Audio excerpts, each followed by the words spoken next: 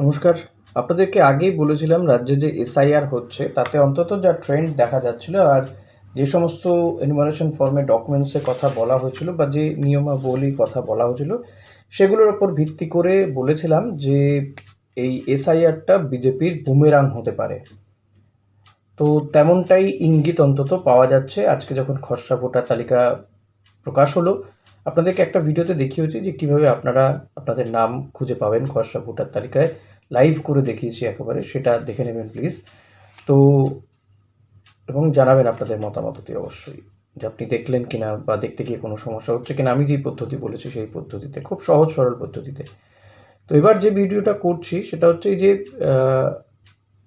মতুয়াগড় বা সংখ্যালঘু ভোট, মূলত বিজেপি এই এসআইআর করেছে। তারা বলেছিল যে প্রচুর অনুপ্রবেশকারী ঢুকে গিয়েছে, তাদেরকে অর্থাৎ রোহিঙ্গা, বাংলাদেশের মুসলিম, তারা বাংলাদেশে তারা সংখ্যা গুরু বলতো, তারা এই দেশে কী করছে তা নয়, তাদেরকে এখানে রাখা যাবে না, তাদেরকে তাড়াতে হবে।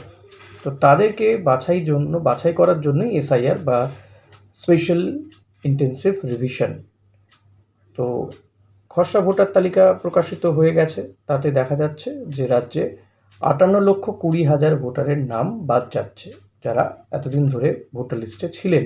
তাদের মধ্যে কেউ মৃত, কেউ স্থানান্তরিত, হ্যাঁ, কেউ ডুপ্লিকেট ভোটার, এরকম রয়েছে। তো এবার যেখানে দেখা যাচ্ছে যে আনমার্কড ভোটার, আনমার্কড মানে ধরুন আমি এবার ফর্ম ফিল আপ করেছি, এনুমারেশন ফর্ম ফিল আপ করেছি, আমার 2002 সালে ভোটার লিস্টে নাম ছিল না। 2002 সালে এমন দেখা যাচ্ছে হয়তো 2002 সালে আমার পরিবারেরও কারো নাম নেই, বা আমি যার নাম ইউজ করেছি যে তার নাম থাকতে পারে, দেখা যাচ্ছে তার নামও নেই। এরকম হচ্ছে আনমার্কড ভোটার প্রায় 30 লক্ষ, এবং যাদের তথ্য নিয়ে কিছুটা সমস্যা রয়েছে। তো প্রায় 30 লক্ষ এরকম আনমার্কড ভোটার যাদেরকে নিয়ে প্রশ্ন রয়েছে, তাদেরকে মানে অচিহ্নিত অজ্ঞাত ভোটারের সংখ্যা আর কি। তো এই আনমার্কড ভোটার দেখা যাচ্ছে যে মতুয়াগড়ে সবচেয়ে বেশি, সংখ্যালঘু এলাকায় মোটামুটিভাবে কম। এখন আমরা শুনেছিলাম যে বিজেপি বারবার করে বলছিল যে 1 কোটি, কেউ বলেছিল 1,20,00,000 নাম বাদ যাবে, মতুয়া হিন্দুদের কোনো ভয় নেই। এখনও বলছেন অবশ্য, সমীপ ভট্টাচার্য আজকেও বলেছেন যে মতুয়া হিন্দুদের কোনো অসুবিধে নেই, কোথাও কোনো সমস্যা হওয়ার কথা নয়, সমস্যা হবে না, কথাটা তো নয়, এতটাও নরম নয়, তার বক্তব্য হবে না, সমস্যা একদমই হবে না। এরই মধ্যে আবার 20 তারিখে প্রধানমন্ত্রী আসছেন। তো সব মিলিয়ে কিন্তু ব্যাপারটা কোথাও গিয়ে দেখা যাচ্ছে যে বিজেপির বুমেরাং হয়ে যাচ্ছে। তৃণমূলও বারবার বলছিল যে এটা বিজেপির জন্য তৃণমূল হবে, বুমেরাং হবে, যদিও বারবার তৃণমূল বলেছিল যে এসআইআর করতে না, করতে দেবো না, কিন্তু যাই হোক, প্রশাসনিক সিদ্ধান্ত বাদ তো দিতে পারে না। তো এসআইআর হয়েওছে, খসড়া ভোটার তালিকা প্রকাশিত হয়েছে, এবং দেখা যাচ্ছে যে সংখ্যালঘু এলাকা নয়, মতুয়াগড়েই সবচেয়ে বেশি আনমার্কড ভোটার। তার মধ্যে সুব্রত ঠাকুরের যে কেন্দ্র সেখানে, এবং সেখানে কিন্তু দেখা যাচ্ছে যে সবথেকে বেশি আনমার্কড ভোটার। সুব্রত ঠাকুর হচ্ছে কেন্দ্রীয় মন্ত্রী শান্তনু ঠাকুরের দাদা আর কি। যে নির্বাচনী আধিকারিকরা যে তথ্য দিয়েছে তাতে কিন্তু দেখা যাচ্ছে এই মতুয়াগড় বলে পরিচিত উত্তর 24 পরগনা এবং নদিয়া, এই জায়গাতেই কিন্তু সবচেয়ে বেশি আনমার্কড ভোটারের সংখ্যা।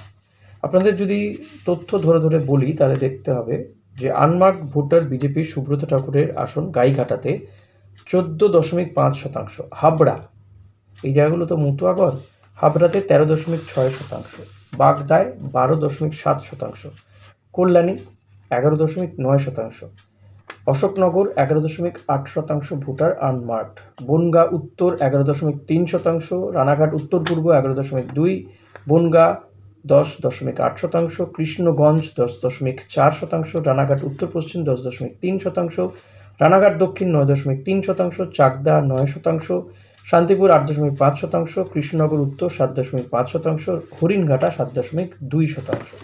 এগুলো হচ্ছে মতুয়া অধ্যুষিত অঞ্চলগুলোর যে আনমার্কড ভোটার, সেটা বললাম। এবার এদেরকে কমিশন ডাকবে, হিয়ারিং হবে, এর মধ্যে কত পার্সেন্ট তারা নথি প্রমাণ দেখাতে পারবে, নো ওয়ান নোজ।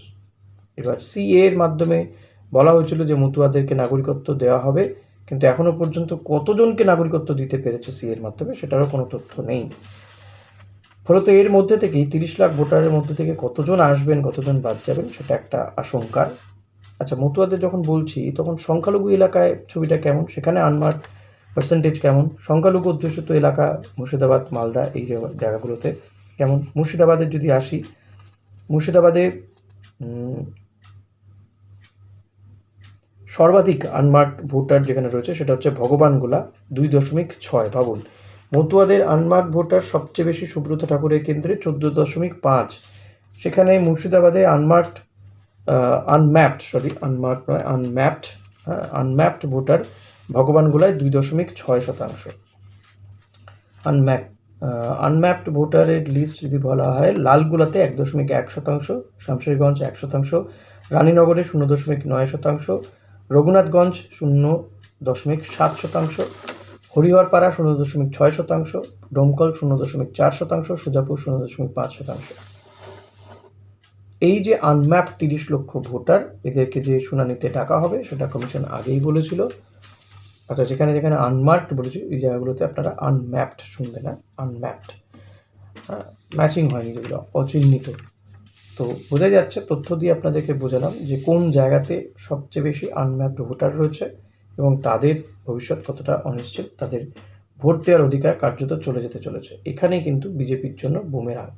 বিজেপি আসলে চেয়েছিল সংখ্যালঘু ভোট বাদ দিতে, দেখা যাচ্ছে হিন্দু ভোটই বাদ চলে যাচ্ছে।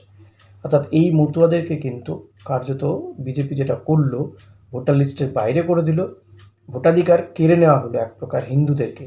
আসামে এনআরসির সময়ও দেখা গিয়েছিল কিন্তু হিন্দুরাই সবচেয়ে বেশি সমস্যায় পড়েছে।